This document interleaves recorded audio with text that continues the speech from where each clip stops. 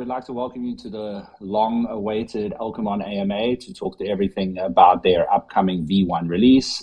We are the Algo Gaming Guild, Aaron and Dean, and we'll be your host for today.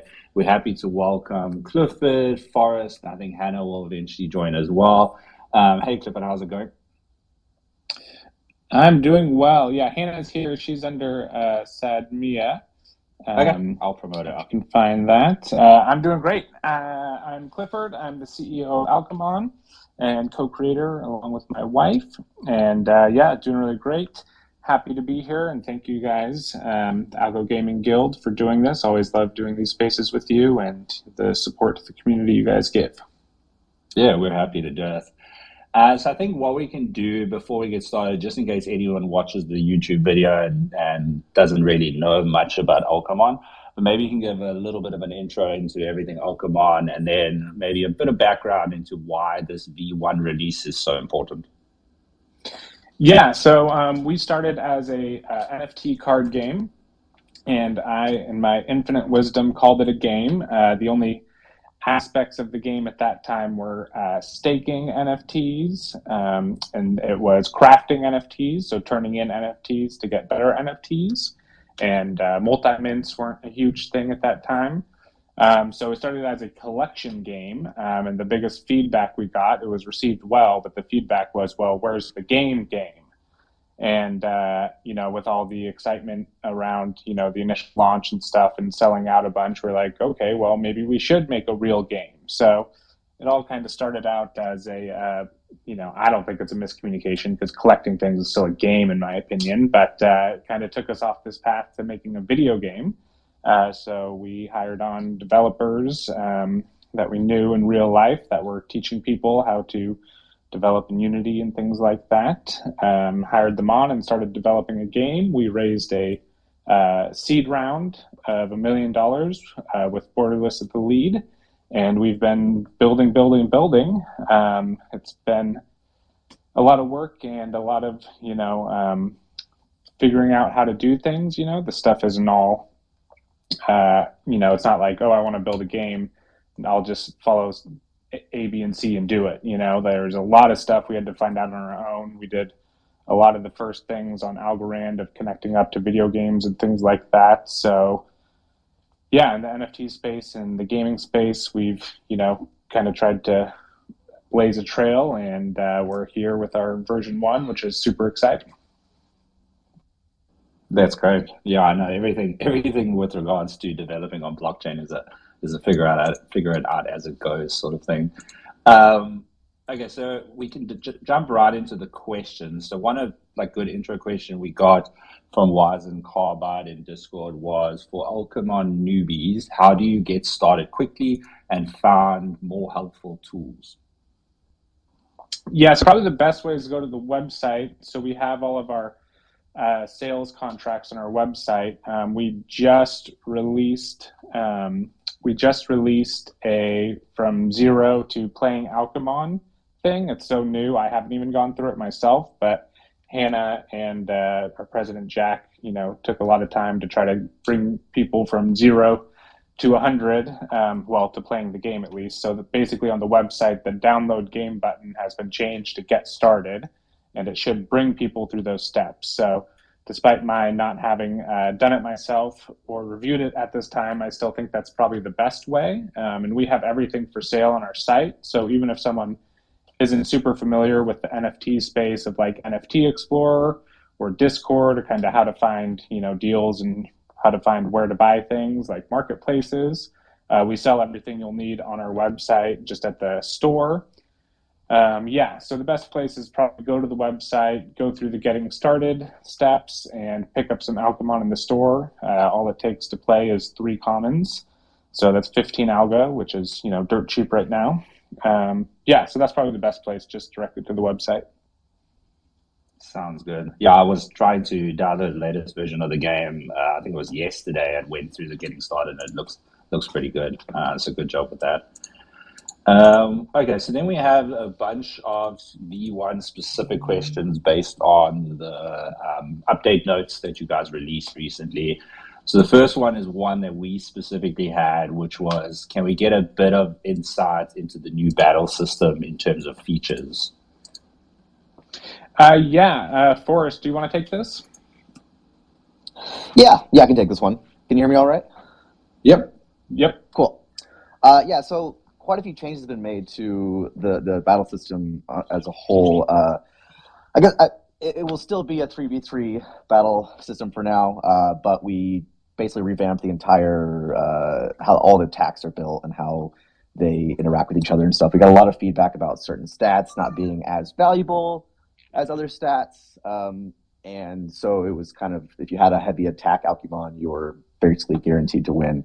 So we created like a new tier system for all the attacks where each stat dictates a different, or each attack's damage is based off a different stat. And then there's critical hits chances and evasion chances.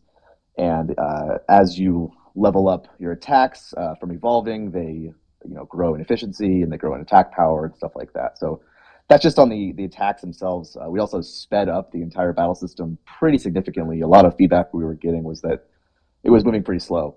And so now the new system is 10 times faster, so you can get through a game way quicker, which is nice, and it doesn't feel such a slog. I was actually going back and playing the beta version after playing V1, and it really shows how slow it was before to how quick it is now. So I think we were going to be pretty excited about that. There are a couple other small changes that we've made, but I think the biggest things that we would want to talk about are obviously the new attacks and the quickened pace of the battle. Yeah, I think the critical hits and the evasion chances are two really big aspects that we're excited about, just to give up some more varied gameplay. Because now in the game, if you've played enough games and you know what your attacks are going to do, it can almost, to a point, some of our hardcore grinders, it's almost going to be predictable at some point. So we've added some things that are going to make it less predictable, make more critical hits and misses, and also the attacks that are modified based on other stats as well. So an attack will be modified off of a defense stat, for example.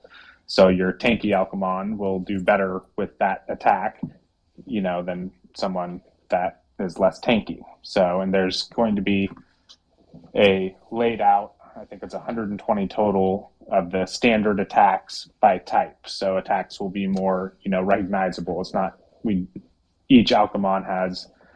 each plant Alchemon will have a different attack name than each other plant Alchemon, so it will be a little bit more predictable in some ways, but the gameplay will be more varied and more unpredictable, which we're very excited about. Yeah, thanks, Cliff. Yeah. That definitely helps to maybe solidify some of the things I said a little bit clearer. Yeah. Appreciate it. Yeah, and we saw the speed updates in that. I think it was the teaser video that you guys released, and it looks great because I know we were also of the opinion that it should have been a bit faster. So we're excited to see that. Okay, so then we have a question from Wild Freedom. This is sounds very technical when I read it, but anyway, does the effect duration of a passive ability increase with the monster card's level? For example, 2 turns disturbed for commons equals 4 turns for legendaries. Yeah, I think that's a great idea that we have not implemented at this time, but I think that would be pretty easy to implement. Essentially, the proc chance of each passive, and not just the proc chance, but the effective rate. Currently, it's all standard. It's pretty much a random between 2 and 5 turns, or 2 and 4 turns, that depending on the passive ability that it will last. But I do like the idea of the higher level you get, the higher chance of a longer effect. So that's definitely something we can implement in the future. Sounds good. Then we have a question from Kremlin who asked, what other modes are coming in V1? So this is still go ahead, Forrest. Oh, well, yeah, I was just going to say for V1, we're still just the standard, 3v3 battle system. But our very next priority, besides mobile, is going to be a PvP system. So that's that's another big game mode coming. Other than that, we've obviously talked about tournament modes and story modes and all sorts of other things that are in the works. We're theorizing how this should come out, but this mode will essentially reflect the same battle mode as the beta. And I guess this leads into, we got this question from like 3 people, but when do you guys expect to release a mobile version of the game? Yeah, that's a good question. We're a little behind on our initial roadmap, as most people who've been paying attention know. So while we'd love to do it by the end of the year, that would kind of probably be a best case scenario at this point. I mean, obviously we're going to be launching this, and hopefully it's a smooth launch. We should be having a soft launch, at some point next week. Probably not the 17th, but we'll have a soft launch to existing players, and then we're going to do a wide promoted release on the 31st, as long as things are still looking good the next couple days. But then after that, we're going to go directly onto mobile. And while we'd love to say we can get it done in 2 months, we're just not 100% sure of that. So that would be kind of our ideal best case scenario, is getting it done before the end of the year. But it's one of those things, is we don't know what we don't know, and that's where we start sticking our foot in our mouths. So that's kind of like the best case scenario, is before the end of the year. Yeah, that sounds good. Yeah, I know like mobile can be a lot more complicated, so I definitely understand that. So then there's 2 questions here from Lycacharm and CryptoCarb related to in-game evolutions. So Lycacharm said, for which existing sets, Season 4, Season 5, Community, etc., will in-game evolution be available, and how many cards will those evolution pools be refilled with? Yeah, so there's it's set 4 and set 5 have a similar amount of cards. Those are it's about half the mint, so it's like 1,000 legendaries, 3,000 epics for each of those. So there's a lot more in set 4 and set 5. And then also the community set with Yieldly, we have, I think, 500 legendaries, and then it goes down to like 1,000 epics, and it gets more as you go down, but it's basically it's a good chunk that is available in game. Set 1, 2, and 3 have nothing available because we sold out all those cards before we thought to set anything aside for the game. Yep, I remember those sets selling out quickly. Then the question for CryptoCarb, which also related to the evolution system, was, will we be able to evolve our Alchemon through the game by leveling up upon release of V1? I know we're very close. I'll let Forrest answer that, though, so I don't say anything that is untrue. Yeah, I mean, we are 100% shooting for that happening in V1. We are about, I'd say about a couple weeks out of being fully releasable on the in-game evolutions, but our contract is ready. It's been audited. It looks good. We're getting it put into the game right now. We're really just in a testing period to make sure that there's no loose ends that we missed. So I want to say absolutely yes, but I think within the next week we'll have like an absolute yes or no answer. But if not V1, which I'm not saying it's not for V1, I would say maybe a week or 2 after V1 we would patch it into the game. So very, very soon, no matter what. That'll be great. It'll definitely encourage a lot more grinding. Okay, so then just a question. I know in the update notes, it talks about the fact that there will be like a vending machine UI for the store. Can you just talk through that a little bit? Yeah, that was something I'd come up with back when we were trying to sort of mess with the theme of, the UI theme of the game. I thought it'd be fun to have like a virtual vending machine for purchasing all the items in the game. So it's essentially, just a kind of techie looking vending machine that with different panels for purchasing potions, purchasing Alchemon, purchasing Alch abilities, and any other items we're going to add in the future. There'll be further slots for those, as well as the equipping of Alch abilities and the evolving Alchemon uses a very similar vending machine looking UI in the sort of the pre-battle setup phase of the game. Great. I actually had a question just around ultimate abilities. How have those been like taken by the community? Are they like super popular? Do you guys like sell through a lot of them? Just out of interest there. We've definitely got a lot of feedback on what players do and don't like about them, and we've made a lot of tweaks to balance them out, to make them just fit a little bit better, especially with our new attack system. Some of the Alch abilities would do things like boost your speed by a pretty ridiculous amount. Well, now that speed can dictate damage output of an attack, we've kind of balanced that out to make it so it's not just immediately a one-hit kill with certain things. But as far as I've seen with the Discord community, it seems people are really happy about them. Cliff might have better sort of input on the feedback on them, though. Cliff? Oh, my microphone was off. On the sales, I think we've sold probably about 250 of each. Nice. The Spark contracts were originally loaded with 1,000, and I think they're down to like 970-ish. Or 800 something, 700 something. They're around there. I think we've sold about 250 of each. Terrible at math. I don't know. They're kind of these ones. They're all full stamina abilities, so they're supposed to kind of be like blockbuster moves and stuff like that. And it does kind of slow the gameplay down, in my opinion. Using them, you basically then have to wait 4 more turns to use your legendary or recharge the stamina. So, I think overall people like them. They definitely have the ones that they use. Like Dirt Smash is super popular. Obviously, it depends on what Alchemon you have.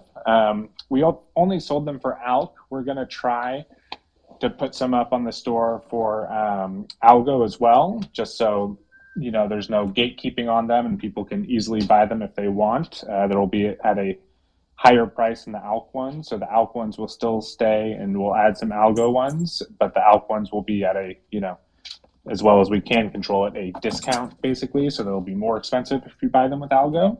I've seen some feedback in the community, that, we want people to be up and playing Alchemon easily. So if someone gets started and they get a couple Alchemon, we don't want them to have to go and swap for Alch. Like, obviously, that would be ideal if everyone would just do that. But, if they could get an easy move for some Algo that would help them in their gameplay to help level up their Alchemon, we do want people to be able to have access to buy those things and not, like, have to go figure out how to do a swap, So we're trying to streamline things a little bit. But, I think they're great. And I definitely, whenever I'm playing, I definitely make sure all my Alchemon have the Alch abilities on him. And just to expand on a point Cliff said about how they all were like blockbuster moves that use 5 stamina. For the next set, we're thinking on maybe 2 or 3 stamina moves to kind of balance that out a little bit, just so you're not all of your best moves are super high stamina. They'll do maybe a little bit less damage, or they'll apply some sort of different effect, but they'll be more readily available to use throughout the battle. Yeah, it's something. Yeah, so ideally, sorry, go ahead. Yeah, so ideally you can use like a 5 stamina one at the beginning, and then if you equip like a 2 stamina one as well on your legendary, like that legendary isn't like out of the game for the next 4 turns.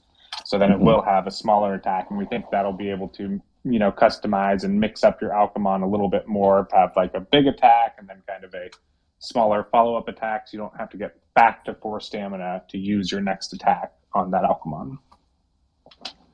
Yeah, I think that'll be great, because that was why I asked the question about the popularity, was just because of it. You like basically having your Alchemon out of service for the next few turns. Okay, so then we got a few questions in regards to the next set from people on Twitter and Discord. So I think just generally a few questions on that, like when do you guys plan to release the next set, and do you plan to allow people to purchase it with Alch rather than Algo?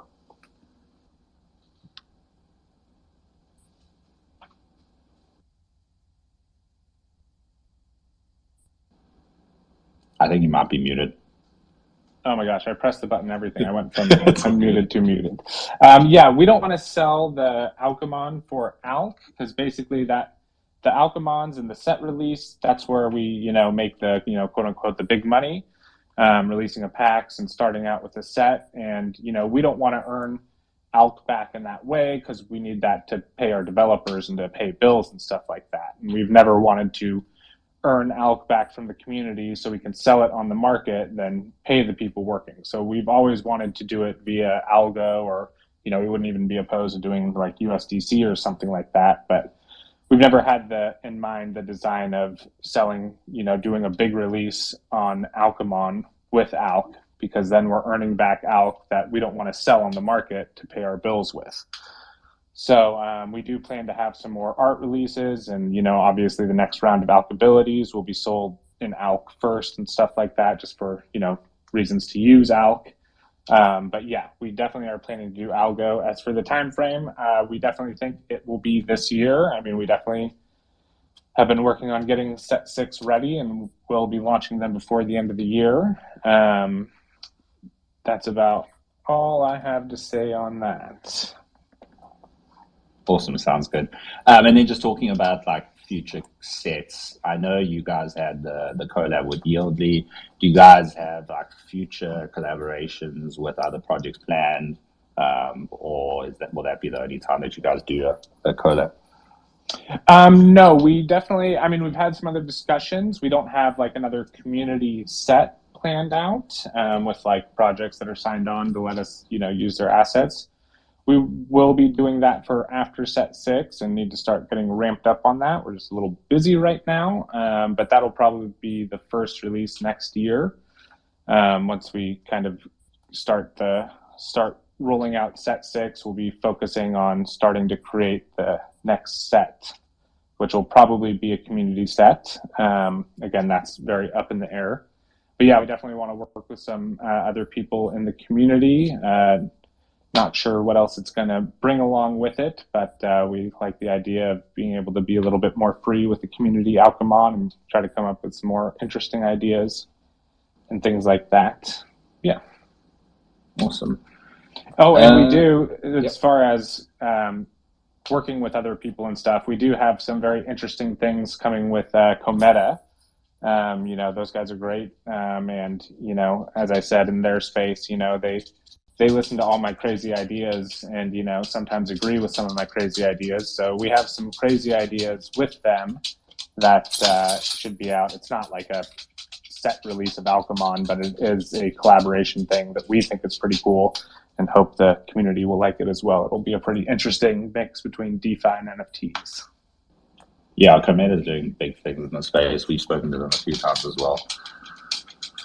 Okay, so then we had a question from Banigans.Algo who said, can you speak more about set 4 and 5 burning?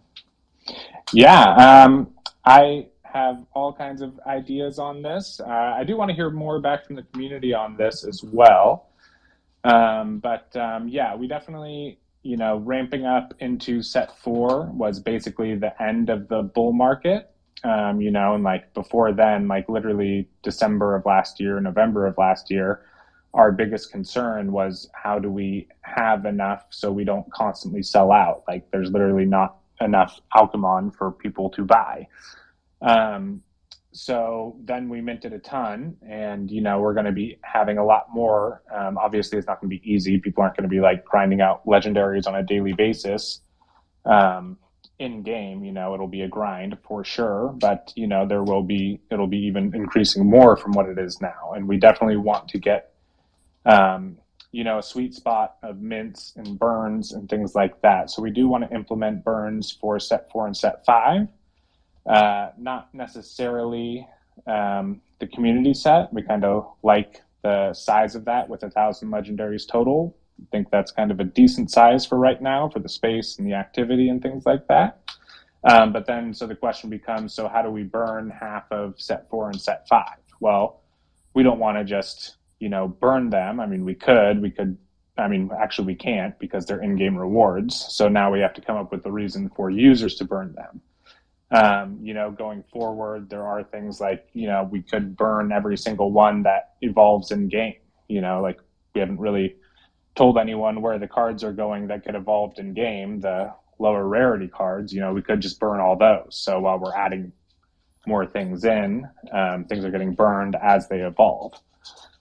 We could, another great community idea, which I like, but obviously will take a chunk of work, is burning Alchemon for certain things. So let's say a user has 10 zips, what could we provide to that user to get them to burn those 10 common Alchemon? So let's say, retail, the price is a little under, but retail, that's like 50 Algo. So what do we provide to someone for basically throwing away 50 Algo? So then we're thinking, okay, maybe we could do like, custom Alchemon, or like, a zip with extra speed, like better stats, and that gets into a lot of work of how do we distinguish those? How do we, not confuse people even more, because our environment, our ecosystem is already, I won't say confusing, there's just a lot going on to it. So how do we do that without more confusion? Or an idea that another user had was, gems and things like that. So we've always wanted to do items that would help your stats, and standalone items that would be, their own NFTs. That is something we could do, like gem packs or something. So then every, burn this many Alchemon, earn a gem pack, you get those gems, and then you can put them on in game, just like you would put on an Alch ability, and then your zip will have better attack. That's something that could be a little bit more versatile.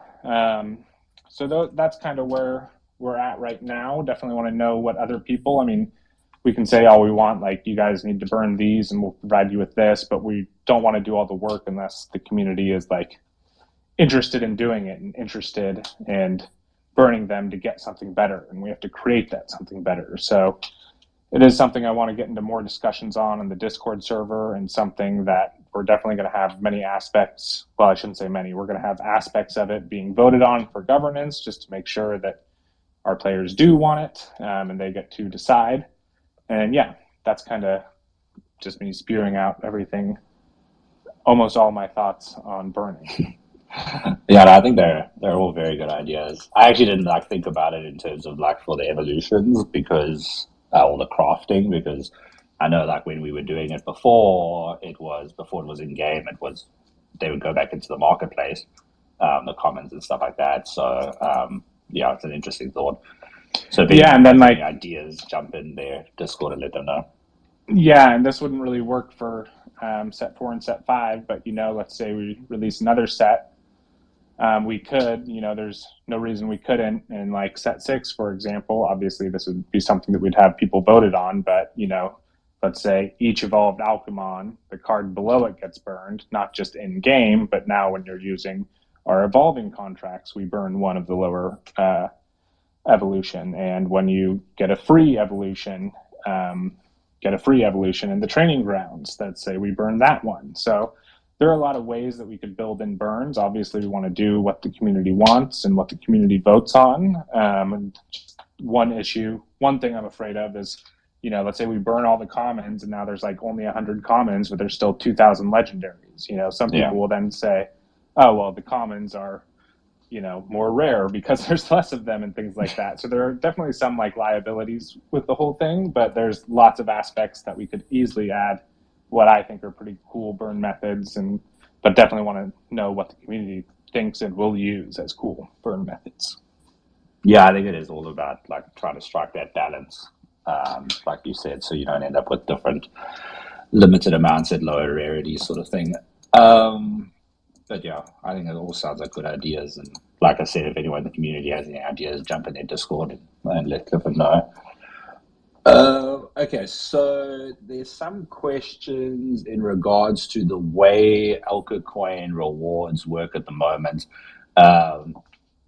Basically, the same sort of question came from November and Algo.love, who basically wanted to just understand, will Alchemon rewards eventually shift to reward players more than people who are staking their wallets or their NFTs from their wallets?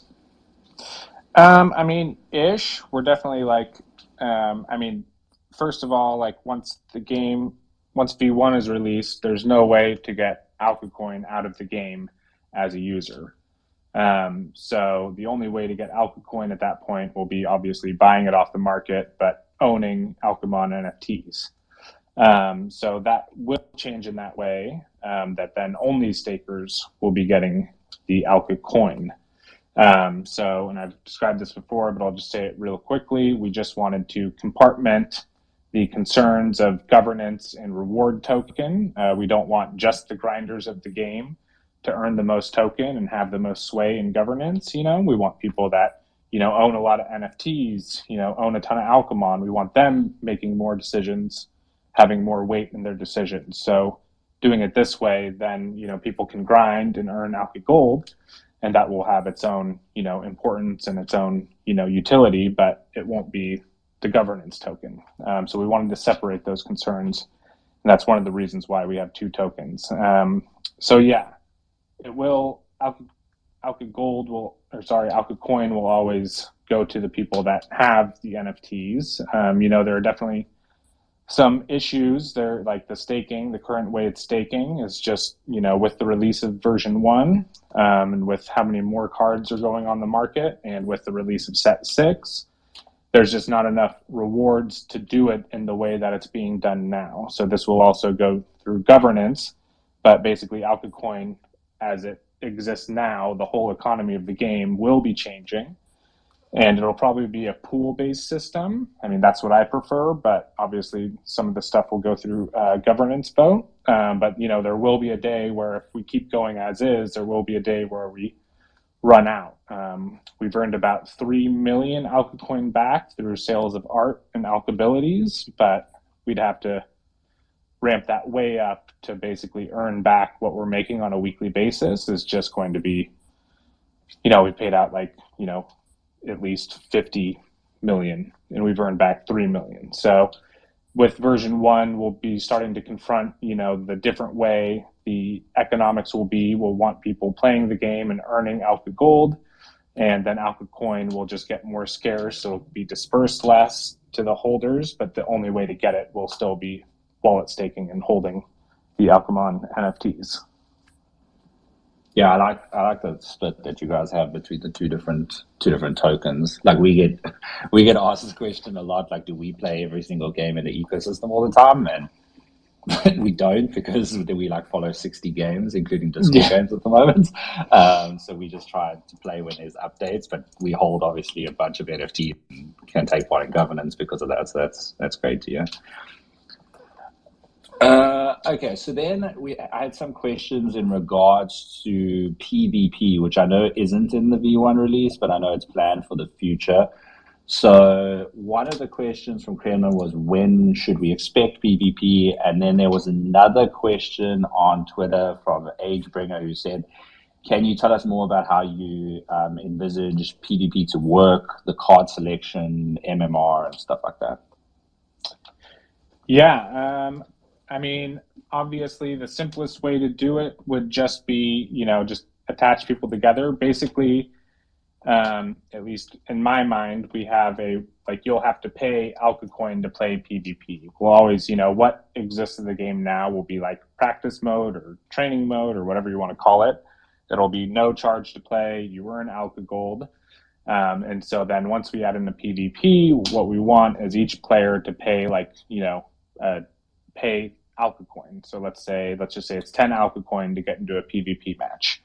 We want that because we don't want people just quitting matches early or, get a bad matchup and then just quit and have nothing to lose. Like, there needs to be some skin in the game, even if it's, 5 cents worth or whatever, So we're going to do that for some skin in the game. And so the loser will win, I don't know, they may win a tiny bit of Alchemon gold or something. Probably not. They may just get nothing. We haven't totally figured it out. But the winner will earn back Alchemon gold, and then Alchemon keeps the Alchemon coin to then be able to distribute to the NFT holders on a weekly basis.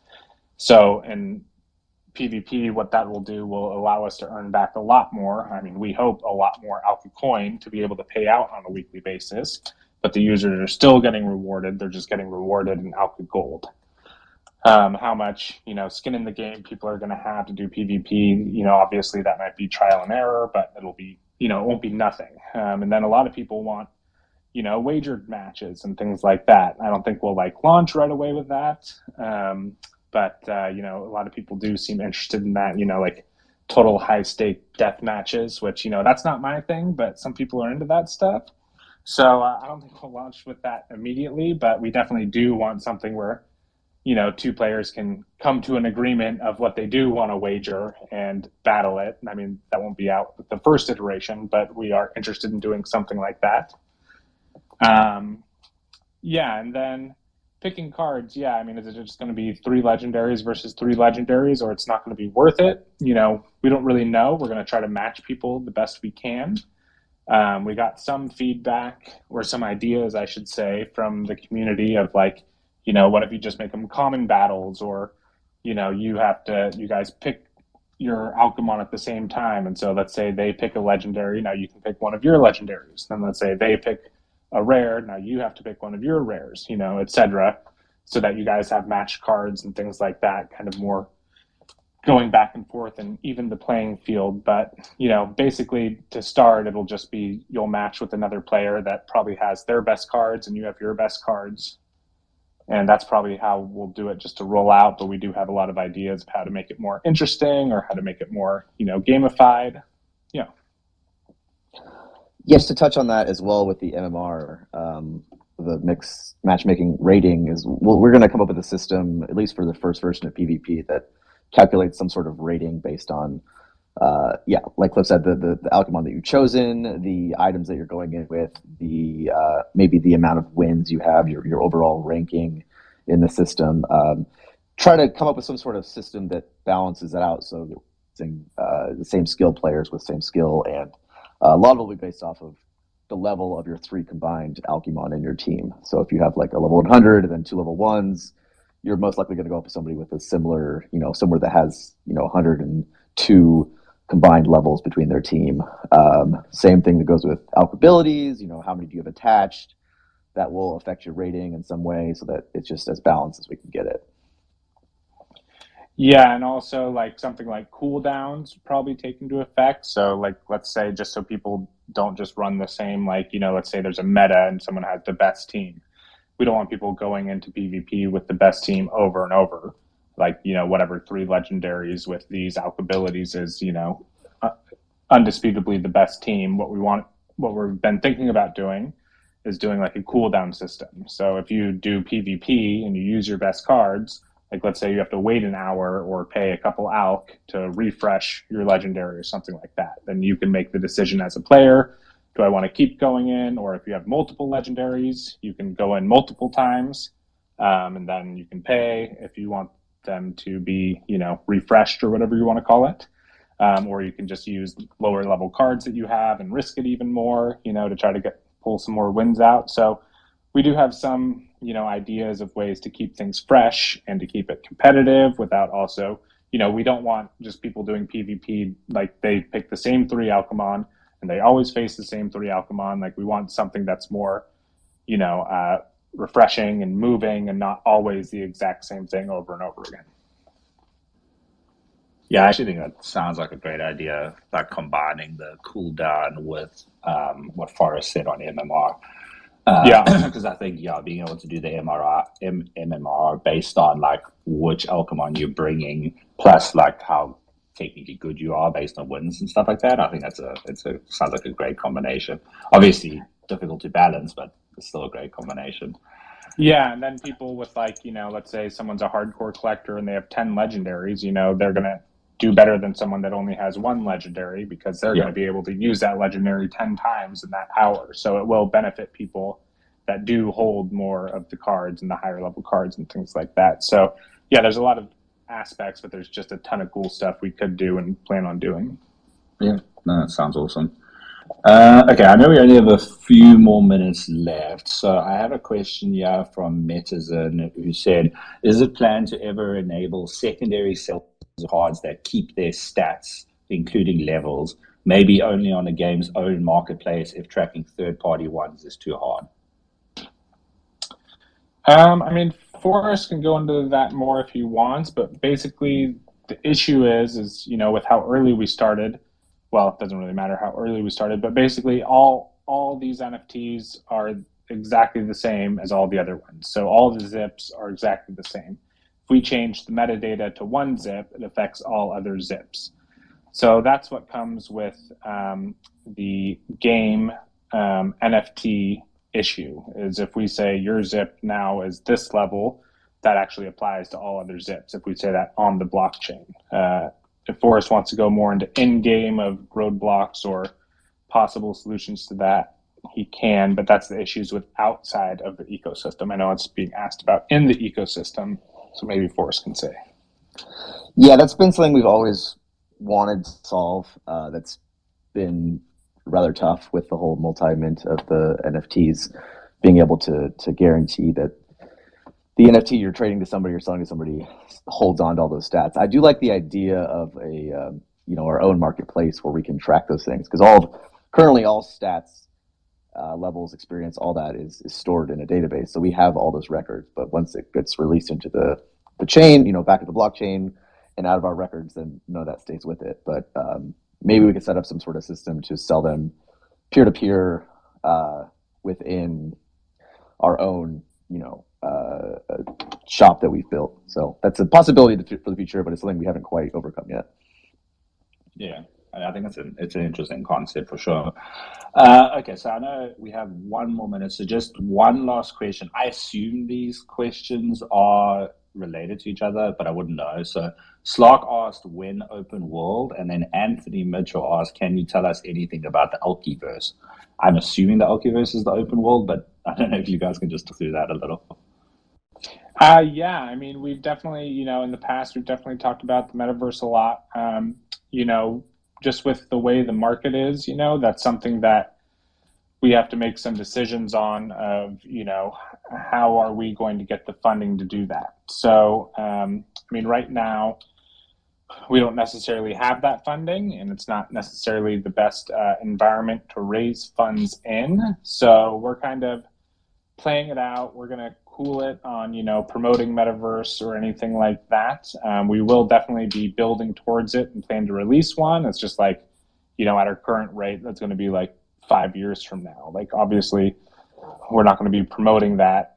There's some things we could do, like a land sale, which, if we raise enough money, we're thinking about doing that publicly, but that puts us in a position that we're not super excited to be about, but that could be a way that we could get it done. But we do definitely intend to, have a metaverse, or even if not a metaverse, let's just say a land. So your own space, whether that's in the existing game or in a different application with Alchemon. Like, since day one, we've always wanted users to be able to have their Alchemon farm, and they can see all their cards there and have land, and break the land down by each type. So there's fire land, water land, all that stuff. So we do definitely have plans on that. It's just not something that in this current economic environment we're going to be pushing or promoting heavily. But hopefully the markets are looking up early next year. We're going to see what contacts we can make in Decipher. Jack and I will be going to that, and if it's something that we can raise funds for, we're happy to put it back on the front burner and go whole hog towards it. But as of right now, we're kind of it's going to be a long ways out at our current trajectory. So hopefully things improve and we can raise some funds and get to it much sooner. Nice. And happy to hear you guys will be at Decipher. We'll be there too, so we'll see you there. Oh, nice. Okay, so I think we still have some questions that we didn't get through, but maybe, Clifford, I'll submit them to you separately. Maybe you can cover them in your Discord, or we can post them in our Discord or something like that. But otherwise, this has been super helpful, and thanks to the community for the questions, and thank you to Clifford and Forrest for joining and answering all of them. We're super excited about the V1 release and being able to play it, and we're sure the community is too. So thanks so much for joining and answering the questions. Yeah, thanks for having us. It's always It's always a fun time, and until the next one, we'll be looking forward to it.